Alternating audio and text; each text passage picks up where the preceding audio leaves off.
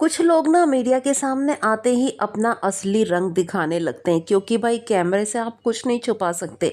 यहाँ पर बात हो रही है रश्मि देसाई की।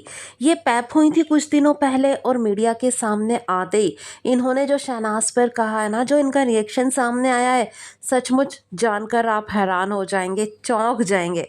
क्या हुआ है खास, पूरी बात बताएंगे आपको अपनी इस वीडियो में, तो प्लीज़ वीडियो को एंड तक ज़रूर देखिए। लेकिन उससे पहले आप हमारे चैनल को ज़रूर सब्सक्राइब कर लीजिए और बेल आइकन को भी ज़रूर प्रेस कीजिए।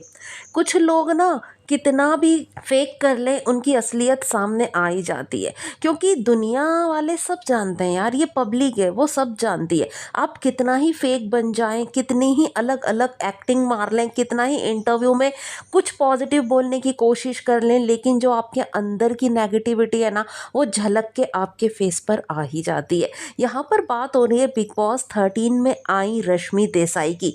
रश्मि देसाई को यार आप सभी जानते हो, जो भी इन्होंने बिग बॉस 13 में किया, कहा, वो तो हम कभी भूल नहीं सकते। कितना कुछ शहनाज को सुनाया, कपड़ों को लेकर इन्होंने कितना बड़ा मुद्दा बनाया था। राखी सावंत तक शहनाज को बोल दिया था, पंजाब में तुम्हारे कितने किस्से हैं वो मैं सब जानती हूँ, ये सब कितना इन्होंने बोला था, लेकिन शहनाज ने इनकी बहुत अच्छे से बोलती बंद की थी। वहीं अगर बात करें सिद्धार्थ की, तो इन्होंने सिद्धार्थ को भी इतना गंदा गंदा बोला है लड़ाई में कि हम वो चीज़ें तो कभी भूल ही नहीं सकते। तो ये है रश्मि देसाई की असलियत। और अब रश्मि क्या करती हैं, जब भी उनका कोई इंटरव्यू आता है तो सिद्धार्थ के लिए बोलने लगती हैं, इमोशनल हो जाती हैं और इस तरह से एक्टिंग करती हैं कि मान लो वो तो सिद्धार्थ के लिए कितना ही अच्छा सोचती थी।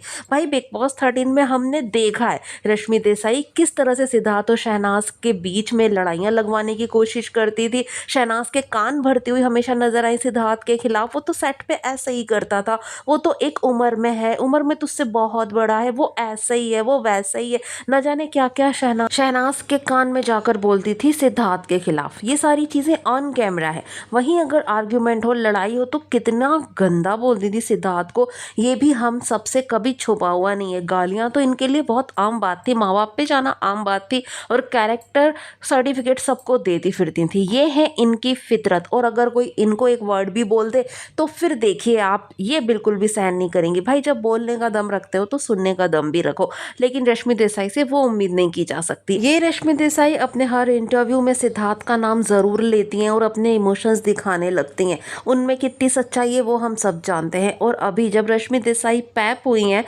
तो उनसे सवाल पूछा गया शहनाज पर। तो भाई बिग बॉस 13 में तो शहनाज भी थी ना, जिस तरह सिद्धार्थ थे, तो सिद्धार्थ पर तो इन्हें बड़ी बात करनी होती है क्योंकि वो जानती हैं कि सिद्धार्थ पर वो चाहे जो भी बोल दें, सिद्धार्थ की तरफ से अब कोई रिप्लाई आने वाला है नहीं।